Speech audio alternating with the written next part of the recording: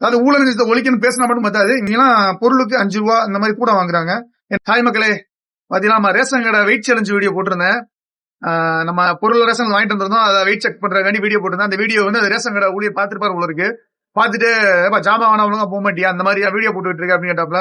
நம்ம ஒன்றும் தப்பா வீடியோ போடல. நீங்க கொடுத்த பொருளை அளவு சரியா இருக்கான்னு செக் பண்றேன். ஏன்னா அது என்னோட பொருள், என் ரேஷன் கார்டுக்கு வந்த பொருள். நான் செக் பண்றதுல எந்த தப்புமே கிடையாது. நீங்க அளவு தப்பா போட்டாதான் பிரச்சனை.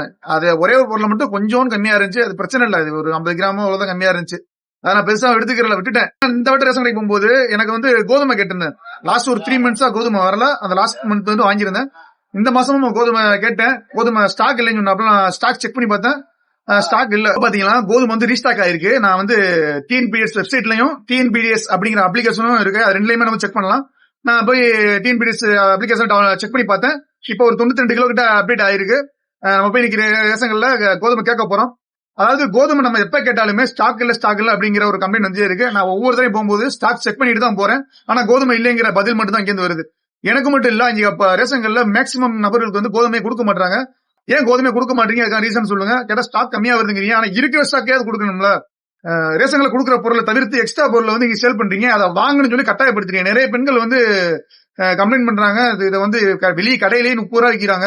நீங்க இங்க 40 ரூபா விற்கிறீங்க. இந்த கோதுமை மாவோ ஏதோ பாக்கெட் மாவு பாக்கெட்டை, உப்பு பாக்கெட் இதெல்லாம் கொடுக்குறீங்கன்னு சொல்லிட்டு. இதெல்லாம் கட்டாயம் வாங்கணும் அவசியம் கிடையாது. நீங்க விருப்பப்பட்டா மட்டும் வாங்க மக்களே.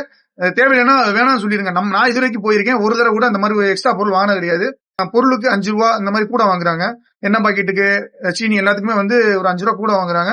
அதுவும் நம்ம கண்டிப்பா கொடுக்க தேவை கிடையாது. நான் இது வரைக்கும் அந்த மாதிரி அமௌண்ட் கொடுத்து வாங்கினது கிடையாது. கரெக்டான அமௌண்ட் என்னவோ, என்னோட பொருளுக்கு வந்து 92 ரூபா 50 பைசா வரும். அதுதான் வரைக்கும் கொடுத்துக்கிட்டு இருக்கேன். நான் எக்ஸ்ட்ரா 2 ரூபா 95 ரூபா ரவுண்டா போடுவேன், இல்ல 100 ரூபா ரவுண்டா போடுவேன். நெக்ஸ்ட் மந்த் அதை வந்து கழிச்சு விட்டுருவேன். அந்த மாதிரி தான் பண்ணிருக்கோம். யாரும் பொருளுக்கு அதிகமான காசு கொடுக்க வேணாம். கொடுத்து பழகாதீங்க. ஏன்னா பழகிட்டோம். இனிமேல் அதை சேஞ்ச் பண்ணுவோம். அதாவது ஊழல் ஒழிக்கணும் பேசினா மட்டும் பத்தாது. நம்ம தான் இங்க இருந்து ஸ்டார்ட் பண்ணணும். நம்ம ரேஷன் கடையில ஸ்டார்ட் பண்ணுவோம்.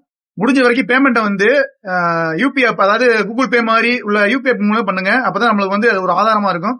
இன்னொன்னு பாத்தீங்கன்னா, உங்களோட உரிமை வழங்கல் எவ்வளவு இருக்குன்னு செக் பண்ணிக்கங்க. அந்த டிஎன்பிடிஎஸ் அப்ளிகேஷன் டவுன்லோட் பண்ணிட்டீங்கன்னா அதுக்குள்ள பாத்தீங்கன்னா உரிமை வழங்கல் இருக்கும். அது உரிமை வழங்கல் என்னன்னு பாத்தீங்கன்னா, நம்ம கார்டுக்கு எந்த அளவுக்கு கவர்மெண்ட் அலாட் பண்ணிருக்கு பொருள். சில பேருக்கு 12 கிலோ 20 கிலோ இருக்கும். அந்த மாதிரி ஒவ்வொரு கார்டுக்கும் டிஃப்ரெண்ட் கேஜிஸ்ல வந்து அளவு கொடுப்பாங்க.